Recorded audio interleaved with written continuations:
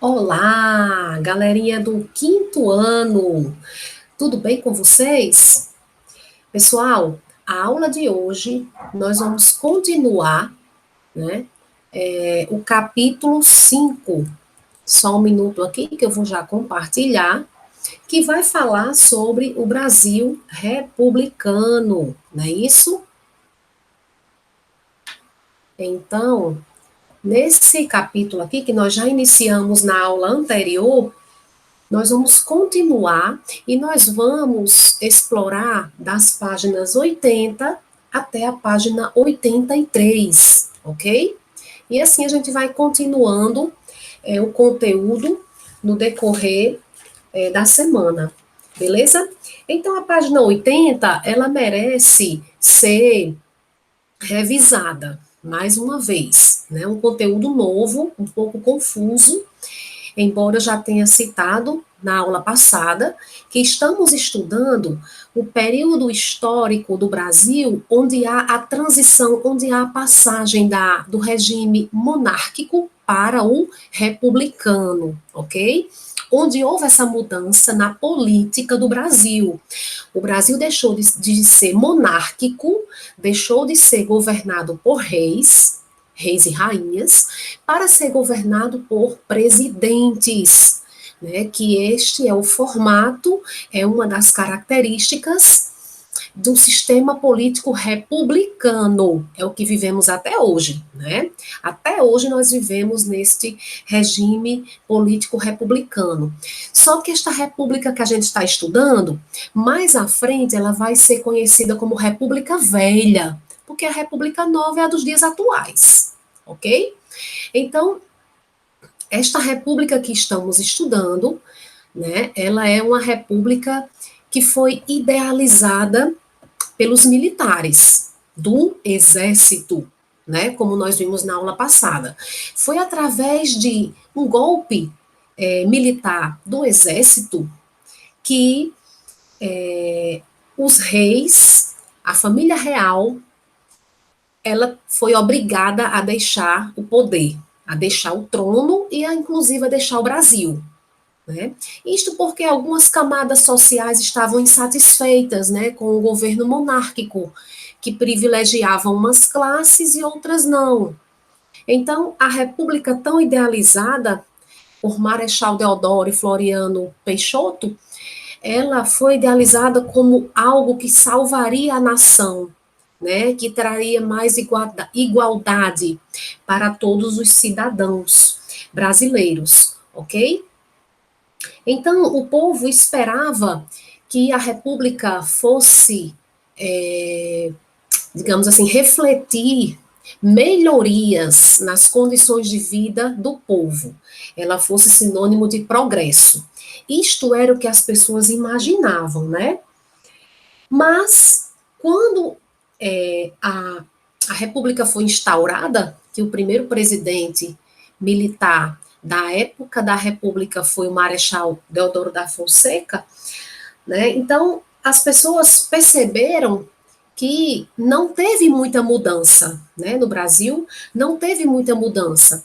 Inclusive, nós vimos, nós analisamos na foto do livro, né, da página anterior, da página 80, nós vimos como as eleições eram realizadas na presença de muitas fraudes, de muitos roubos, a questão do eleitor ser obrigado a votar no candidato do seu patrão, o voto não era secreto como é hoje.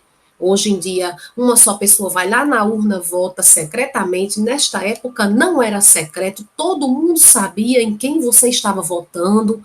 Né? Geralmente acontecia também de alguns eleitores analfabetos levarem já o nome do candidato preenchido e só fazer depositar na urna, que não era como as urnas atuais, que são eletrônicas. Nesta época era uma urna de pano, né, como se fosse uma bolsa, onde era depositado, num pequeno furo, depositava-se o papel com o voto, beleza?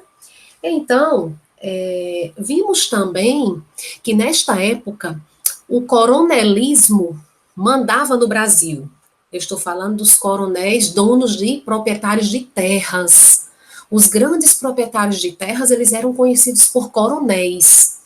E basicamente eles que mandavam no cenário político brasileiro. Né? Então, com a República, com a instauração da República, o poder continuou concentrado nas mãos dos coronéis, dos grandes proprietários de terras, eles que mandavam no cenário político, mesmo os militares administrando, né? Que é o caso aqui do Marechal Deodoro da Fonseca, que foi o primeiro presidente, certo?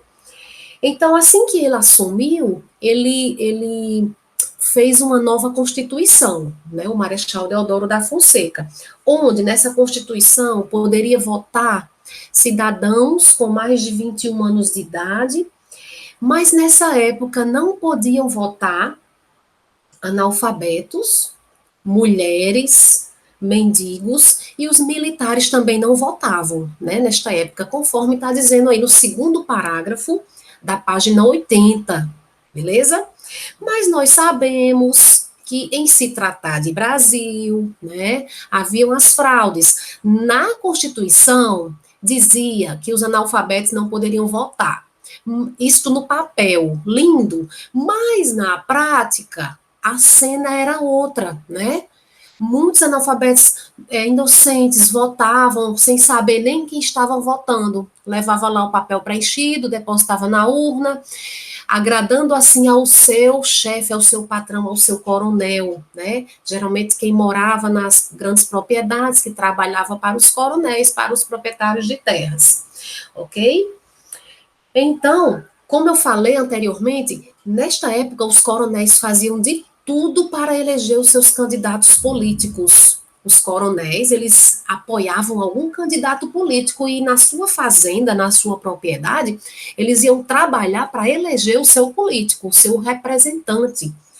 Né? Então, nisto era o vale tudo, para eleger aquele candidato do coronel, do proprietário de terras. E era neste cenário que aconteciam falsificações de votos, de atas, né, atas eleitorais, existia troca de favores, né, você vota no meu candidato e eu lhe dou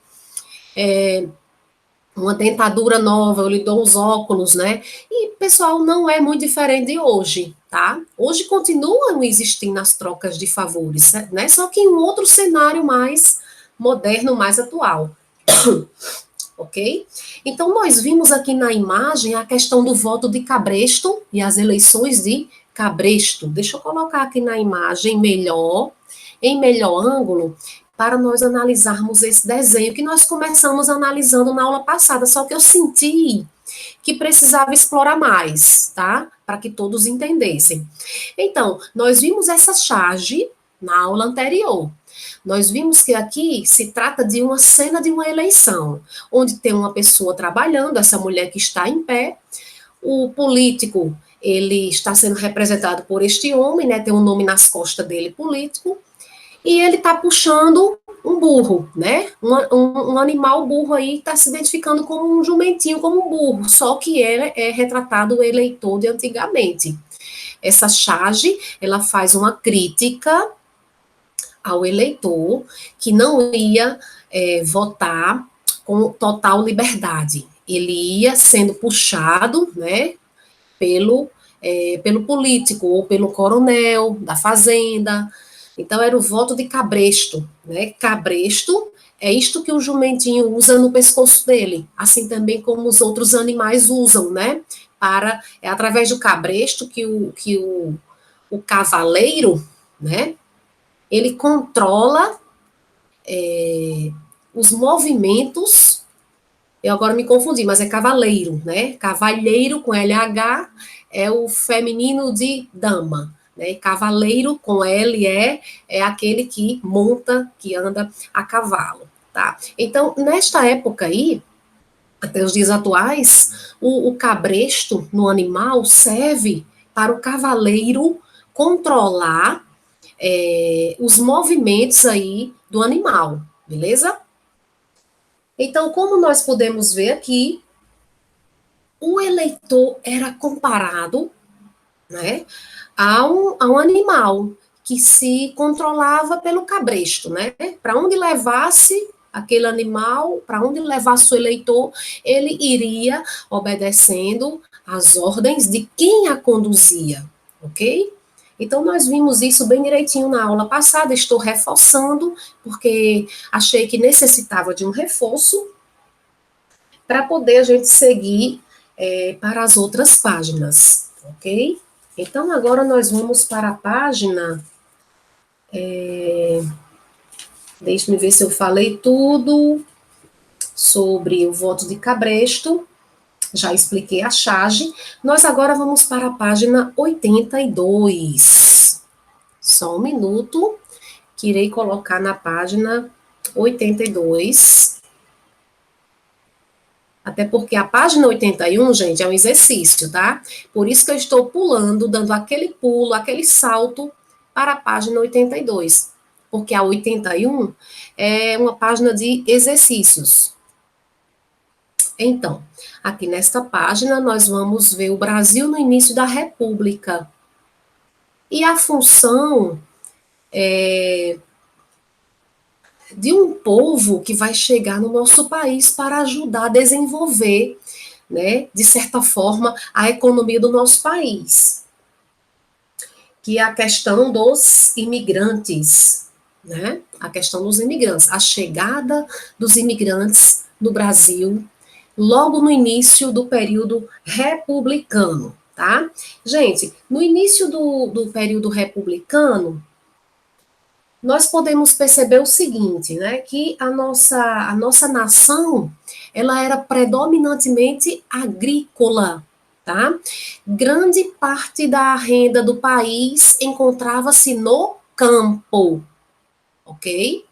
As cidades ainda estavam no início, estavam se modernizando, se industrializando, aos poucos, mas a maior parte da população vivia no campo, ok? A maior parte da população vivia e trabalhava no campo, na agricultura e na pecuária. E nas cidades havia concentrações de pessoas, sim, mas poucas pessoas moravam, habitavam as cidades nessa época. As cidades estavam começando, né, a se desenvolver, ok? Então, após o fim do trabalho escravo no Brasil, logo que se decretou a abolição da escravidão, as fazendas de café do Sudeste brasileiro precisava de trabalhadores. E quem seriam esses trabalhadores?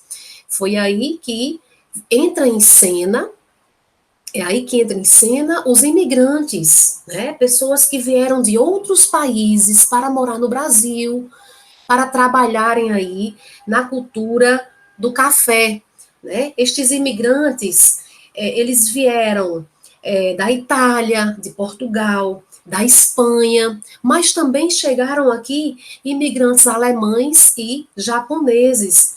Todo esse pessoal que chegou no Brasil nessa época aí, de entre 1887 e 1914, a grande maioria, ela foi trabalhar no campo, tá? Com o cultivo do café, com a cafeicultura, a cultura do café, beleza?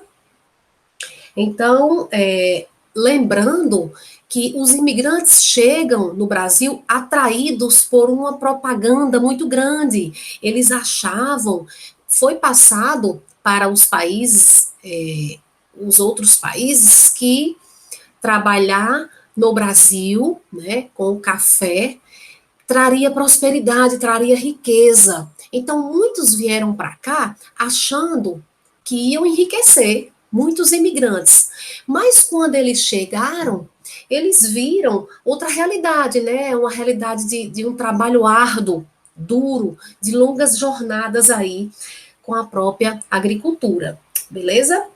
Então, aqui nós vamos ver o seguinte, que a maior parte dos imigrantes veio trabalhar nas fazendas de café em São Paulo, ok? a maior parte se concentrou em São Paulo. E aí a gente já vai entrar na página 83, que vai complementar essa questão do trabalho dos imigrantes nas fazendas de café no Sudeste brasileiro, ok? Então, eu já vou colocar aqui na página 83, para a gente ler um trecho que vai falar sobre os imigrantes. Antes de irmos para lá, vamos analisar aqui essa imagem. Essa imagem aqui, só um minuto. A imagem da página 82, onde mostra o seguinte, né? Um grupo de imigrantes europeus recém-chegados à hospedaria dos imigrantes em São Paulo, no estado de São Paulo, no fim do século XIX.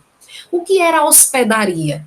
Era um local em que os imigrantes ficavam alojados, né? Era como se fossem alojamentos, onde eles se concentravam.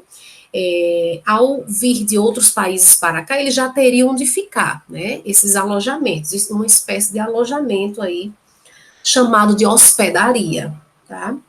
Eles ficavam alojados provisoriamente antes de serem enviados para as fazendas de café. Então, vejam aqui no detalhe, né, na forma como eles se vestiam, né, com roupas longas, roupas da época. As mulheres usavam alguns lenços, né, no cabelo. Então, aqui mostra todo o contexto do figurino, das roupas, de como eles se vestiam na época. Então, essa mostra aí de foto está representando o grupo de imigrantes que chegou ao Brasil no começo da República.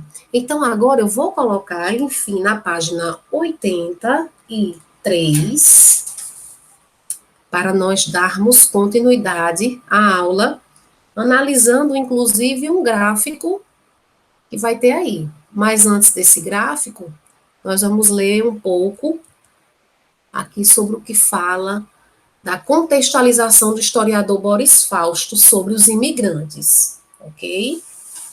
Então, nós estamos já na página 83, e eu vou ler aqui o que o historiador Boris Fausto escreveu sobre os imigrantes, né, na página 83, lá em cima. Diz assim: a maior parte desses imigrantes vinha para trabalhar nas fazendas de café no estado de São Paulo. E o que é que acontecia? Eles recebiam baixos salários e enfrentavam condições de vida difíceis e precárias. Veja o trecho do historiador Boris Fausto sobre os imigrantes. Nos primeiros anos da imigração em massa, os imigrantes foram submetidos a uma dura existência resultante das condições gerais de tratamento dos trabalhadores no país, onde eles quase equivaliam aos escravos. Né? Então, aqui mostra a dura rotina dos imigrantes. Eles chegaram aqui atraídos por uma propaganda que foi feita lá nos países deles, né, para eles trabalharem na cultura do café, com a cafeicultura, que isso traria riquezas, prosperidade, mas quando eles chegaram aqui, a realidade foi outra, né? Eles encararam longas jornadas de trabalho, recebiam muito pouco pelo que trabalhavam, eles, enfim, eram até comparados a um sistema de trabalho escravo, ok? Então, aqui vai fazer o seguinte, vai falar o seguinte: descontentes com esta situação, muitos imigrantes abandonavam as fazendas de café e iam morar nas cidades, onde lá eles procuravam trabalhar como artesãos ou como operário de fábricas, que estavam surgindo as primeiras fábricas no país, ok? Então, agora nós vamos ver aqui o gráfico que vai explicar a chegada dos imigrantes no Brasil, ainda no cenário atual. Este gráfico, ele não está falando sobre a quantidade de imigrantes que chegou aqui em 1890, não, ele está falando sobre a chegada dos imigrantes numa época moderna. 2006 foi ontem, né? Digamos assim. Então, para vocês verem que continua chegando imigrantes no nosso país, mas para trabalharem em outros setores.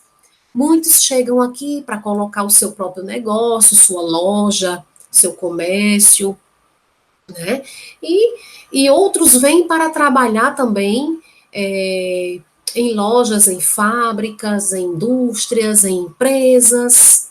Então, como vocês podem ver aqui no gráfico, que eu vou dar uma melhorada na imagem, nós vamos ver que como o Brasil ainda é um país atraente para os imigrantes, muitos estrangeiros ainda optam para morar no Brasil, né? Alguns têm dinheiro, vêm investir aqui, investir em hotéis, em pousadas, abrir empresas, né? E todos devem ser respeitados, né? Todos devem ter o seu devido respeito, né? Então, como vocês podem ver, no gráfico, eu vou até analisar no meu livro que é melhor para a minha visualização aqui, certo?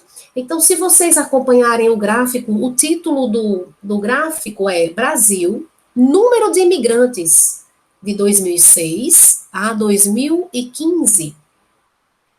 Então, lá em cima no gráfico, eu vou ter o ano de 2006.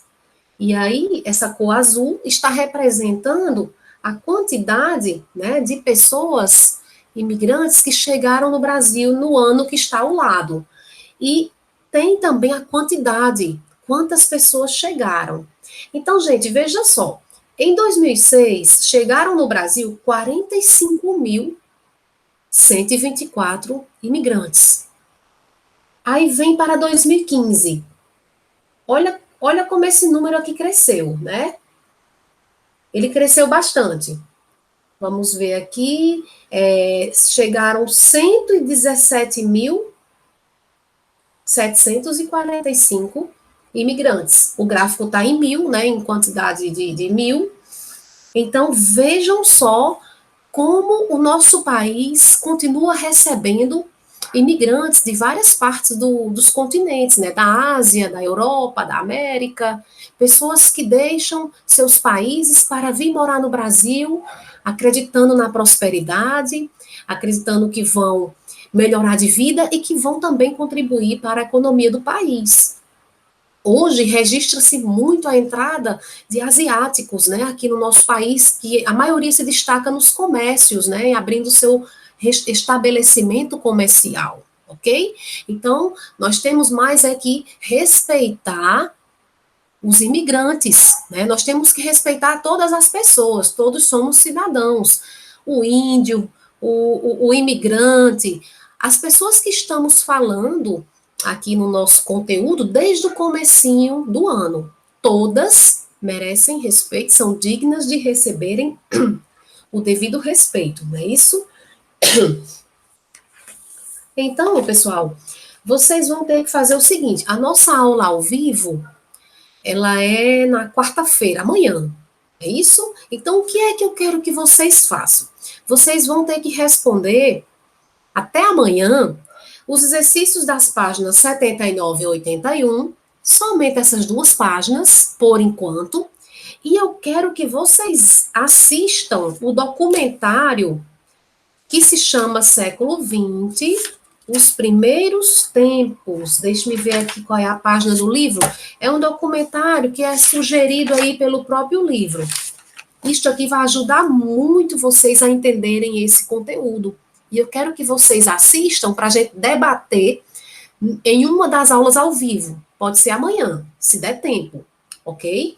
Então, vocês vejam que na página 84, lá em cima tem uma dica de vídeo, mandando vocês assistirem esse vídeo. É só jogar no Google, século XX, primeiros tempos. E ele está disponível no YouTube. É um documentário curto, só tem 9 minutos e 45 segundos, mas é perfeito para entendermos esta nova era, esta nova época que o Brasil estava vivendo, o começo da República. Ok, gente? Então, conto com vocês na aula de amanhã. Espero que vocês tenham assistido este documentário e tenham respondido essas duas páginas do exercício, 79 e 81, para assim a gente dar continuidade à nossa aula, beleza? Então, galerinha, é isso aí. Por hoje é só. Nos encontraremos amanhã na aula ao vivo. Espero que todos estejam bem e fiquem todos com Deus. Bye!